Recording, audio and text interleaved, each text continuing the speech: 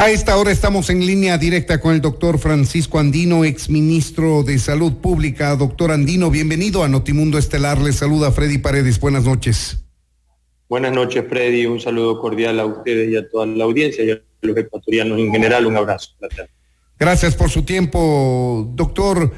Acudimos a su criterio como exministro de Salud para conocer cuál es su punto de vista de lo que está enfrentando ahora mismo el país.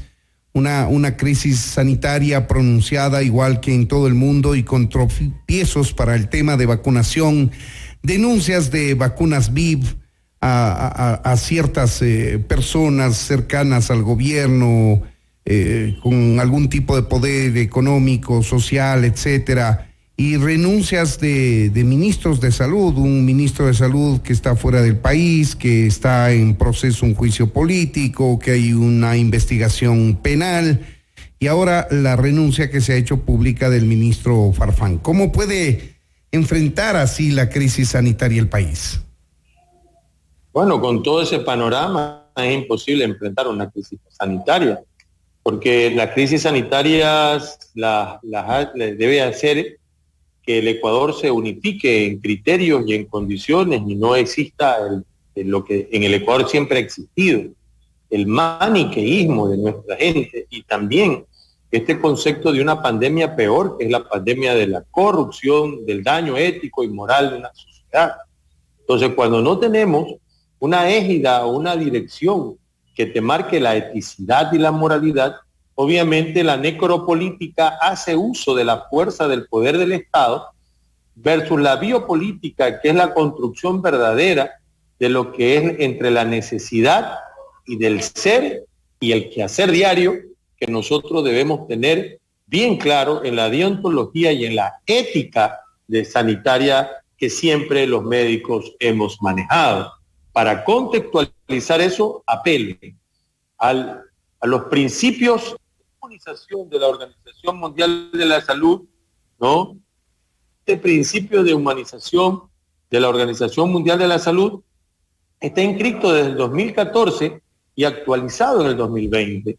Y esos son los mismos principios de la salud pública, que habla de equidad, de universalidad, de lo que debe de generar en nuestro medio, es privilegiar a los más vulnerables frente a los menos vulnerables del país.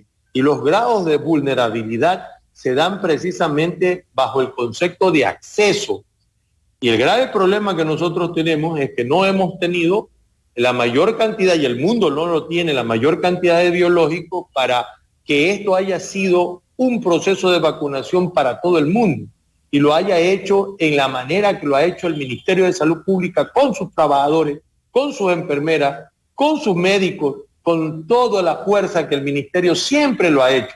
Quien habla, inauguró la pentavalente en el 2020, el 2003, la ingresamos al pentavalente y hemos hecho coberturas hasta del 100% de vacunación sin tener estos problemas éticos y morales que nos hacen debatir al país.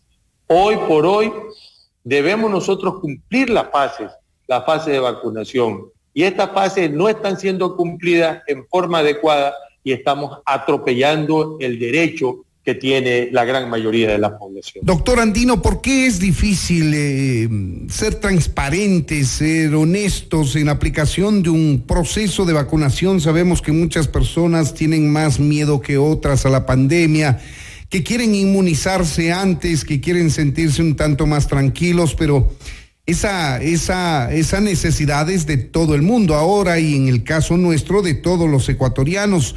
¿Por qué se hace tan difícil llevar en orden un proceso de vacunación en el país? Simple, la corrucracia y todo el mundo a la zapada, para decirlo de una forma mucho más populachera, la zapada, la condición de ganarte el puesto de adelante sin que tú, habiendo llegado atrás, no ser respetuoso verdaderamente de las necesidades de la gente. Quien le habla no se ha vacunado todavía, señor.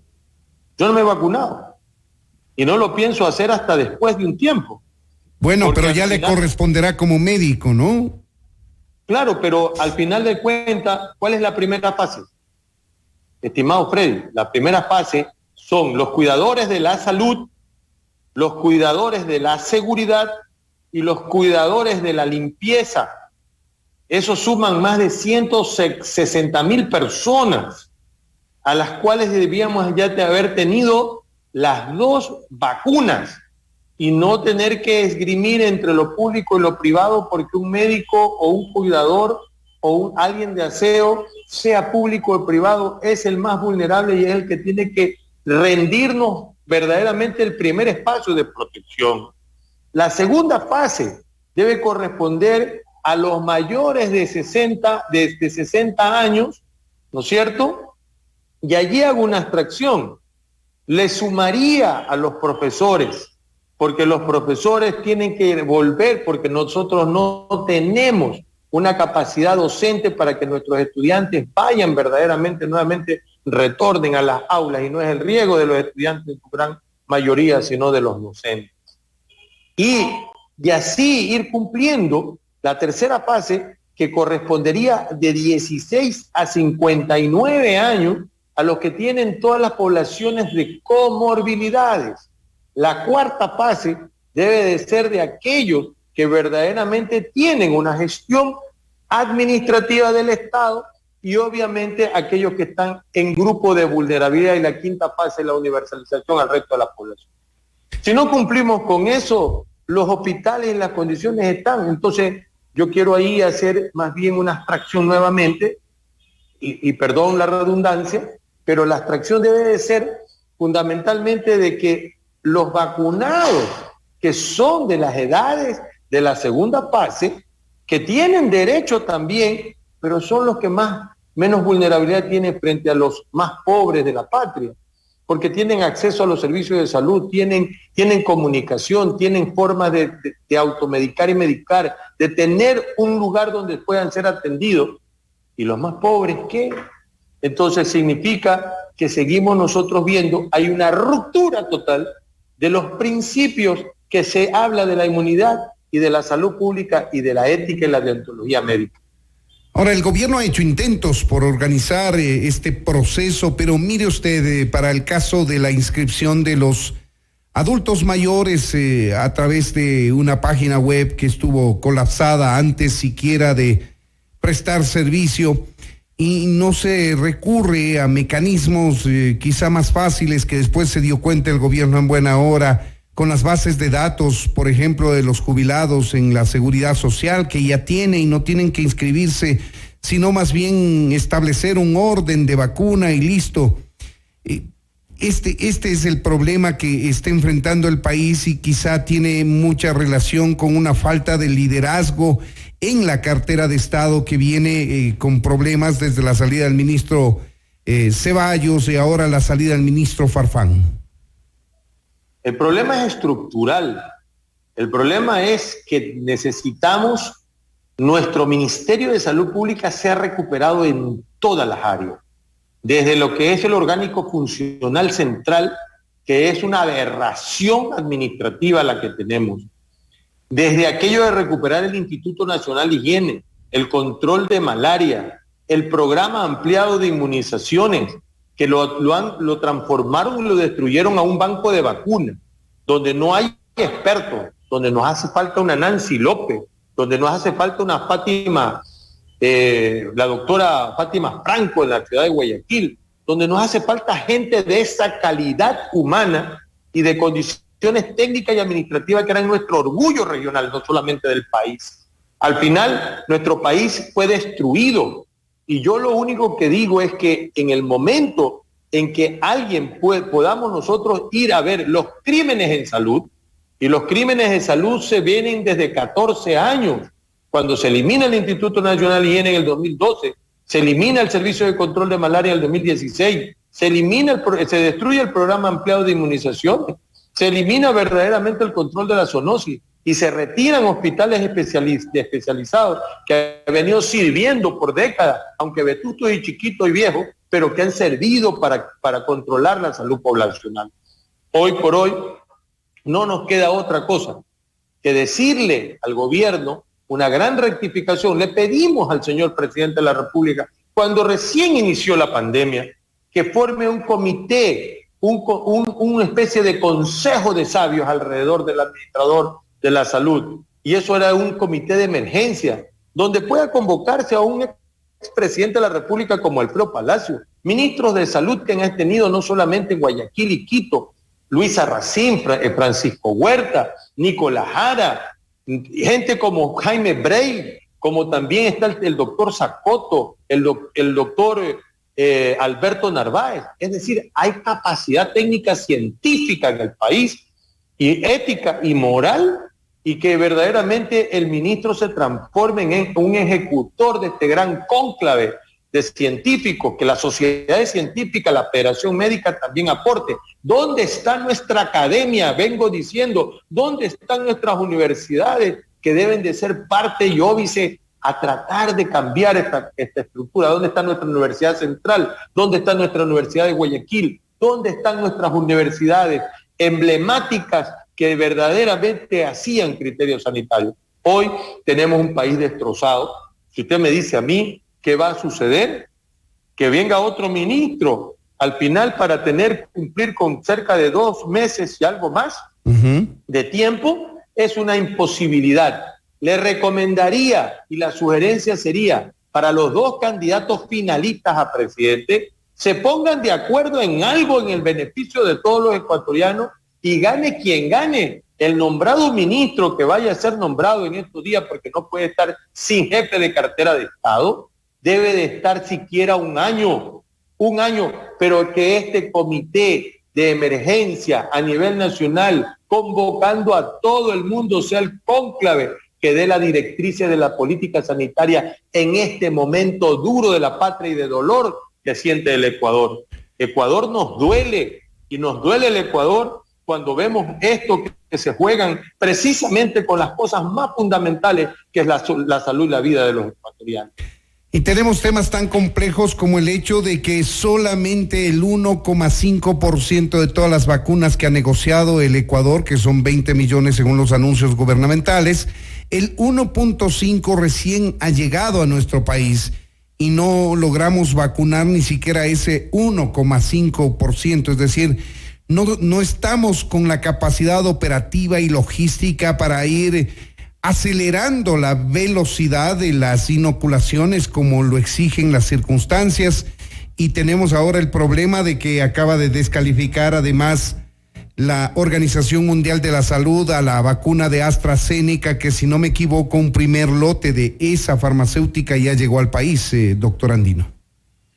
Bueno, yo creo que el riesgo-beneficio se lo debe de tener en claro, ¿no? Si una persona es alérgica o tiene contraindicaciones a la vacuna, la recomendación es no vacunarse. Si una persona no tiene contraindicaciones a la vacuna, a la larga tienes que decirle, o te vacunas o te mueres del COVID. Entonces, al final del camino tienes que vacunarte. La de AstraZeneca ya el día de hoy ya fue levantada a través de la Organización Europea y de otras organizaciones de regulación. Fue levantada ya esta suspensión temporal por los eventos de 15 pacientes con tromboembolismo. Al final todas las vacunas tienen efectos colaterales. Por eso que siempre lo vine manifestando como actor social político, como ex ministro de Salud, como miembro del Foro Permanente de la Salud, decía que uno tiene que analizar que la mejor vacuna es la que mayor efectividad e inmunogenicidad da y la que menor efectos colaterales tiene. Y nosotros podemos inclusive tener una vacuna que tenga del 70% hacia adelante. Pero ¿por qué no hemos hecho negociaciones con Sputnik? En junio, julio o septiembre de este año vamos a tener una gran cantidad de vacunas, eso se lo aseguro.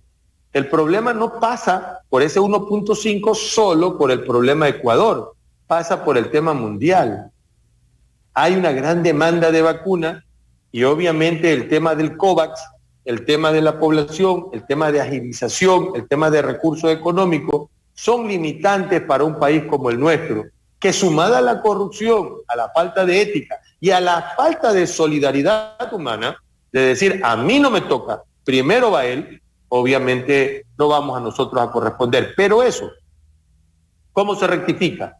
Se rectifica es retornando la salud pública a los dueños de la salud pública, no a los que verdaderamente generaron administradores de la salud, gerentes de salud, que no tenían ni la más pálida idea de lo que es salud pública. Hoy necesitamos recuperar a todos los epidemiólogos del país, elevarles el sueldo a SP13 por lo menos, o a SP12 por lo menos, para que ellos, los epidemiólogos, retornen al rebaño de la salud colectiva y puedan dar ese aporte. Debería un ministro de salud pública tener una vanguardia de inteligencia sanitaria que le permita observar cada uno de los aspectos. Mire, el Ministerio de Salud Pública está en la capacidad de vacunar al 100% de la población, pero si tiene los instrumentos, la vacuna, la directriz, la honestidad y la objetividad de las fases concretas y que todo el mundo espere tanto su turno como le corresponde de acuerdo a esa fase. Pues ahí tienen ustedes, amigos oyentes, son las expresiones del doctor Francisco Andino, exministro de Salud, médico de profesión, dándonos su criterio respecto de este difícil momento que enfrenta el país con ministros de la cartera de salud, que es aquella que tiene que enfrentar el proceso de vacunación, han dimitido de su cargo. Denuncias de corrupción, problemas para establecer el tema logístico, etcétera. Vamos a ver si algún técnico, algún médico asume esta cartera de Estado, le acepta al presidente de la República trabajar algo menos de 80 días para que termine este gobierno y logre dar el impulso que necesita el proceso de vacunación. Doctor Andino, muchas gracias por habernos atendido. Gracias a ustedes y un abrazo formal y bendiciones a todos los ecuatorianos. Muchas gracias. Esto es Notimundo, amigos, siempre bien informados. Noticias, entrevistas, análisis e información inmediata.